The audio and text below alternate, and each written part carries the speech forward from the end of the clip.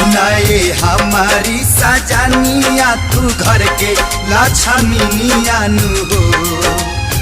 सुनाए हमारी सजनिया तू घर के लक्ष्मीनिया नु हो।